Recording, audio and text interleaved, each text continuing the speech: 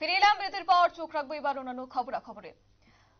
Football খেলার মাঠে নিজের মোবাইল ছিনতাই করার অভিযোগ তুলেছেন যুবরাজনগর গ্রাম পঞ্চায়েতের সদস্য আতিক মিয়া এবং অভিযোগ তুলেছেন সাংবাদিক নামধারী এক যুবক। পঞ্চায়েত সদস্য আতিক মিয়ার মোবাইল ছিনতাই করে ঘটনার প্রতিবাদ করে মোবাইল ফেরত চাইলে মোবাইল ফেরত না দিয়ে উল্টো পঞ্চায়েত সদস্যদের বিরুদ্ধে সেই সাংবাদিক নামধারী যুবক সামাজিক মাধ্যমে সংবাদ পরিবেশনের নামে ব্যক্তিগতভাবে আক্রমণ করে এবং সামাজিক মাধ্যমে মিথ্যা প্রচার করেছে বলে অভিযোগ। তবে ঘটনাকে কেন্দ্র করে তীব্র চাঞ্চল্য ছড়িয়েছে যুবরাজনগর গৌরনগর পঞ্চায়েত যুবরাজনগর গ্রাম পঞ্চায়েত এলাকায়। তবে সেক্ষেত্রে গৌরনগর ব্লকের অন্তর্গত যুবরাজনগর গ্রাম পঞ্চায়েতে বর্তমানে কংগ্রেস দলের দখলে রয়েছে। তবে সেক্ষেত্রে 11 আসন বিশিষ্ট পঞ্চায়েত কংগ্রেসের দলের 7 জন এবং বিজেপি দলের 4 জন সদস্য রয়েছেন। তবে শাসক দল বিজেপির একজন সদস্য আনুষ্ঠানিকভাবে কংগ্রেস দলে যোগ দিলেও গত 3 বছর ধরে কংগ্রেস দলের সাথে সখ্যতা বজায় রেখেছেন।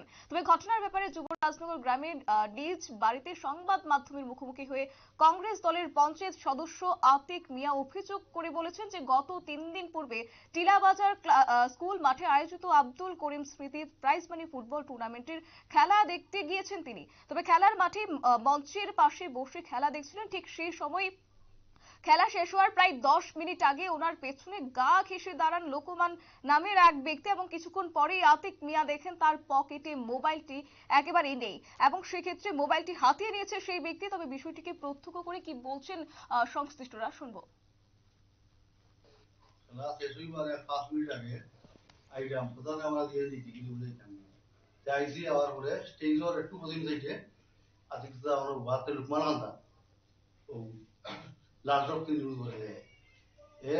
মোবাইল টালমারি তাদের বলতে আমি সেগুলো আমি ভাবছি ডং করে আমি মোবাইল লিয়া বলির পশ্চিম সাইডে এখানে আইছি।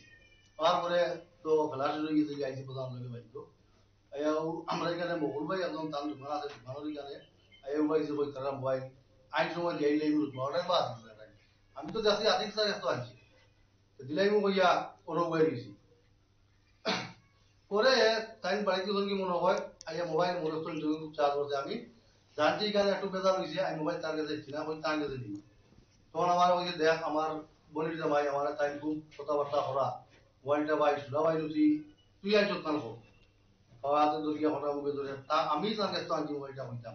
আমি বলছি না তুই আনিয়া আমার আনিস, আমি তো আমি আনছি না হইতাম। তার কথার মাধ্যমে ভাসি যা দেখি আমি বলছি ঠিক আছে আজকে বলতে আমি আনছি মোবাইল, তখন তারা দিয়াই লেগে কথা চালিচ্ছে।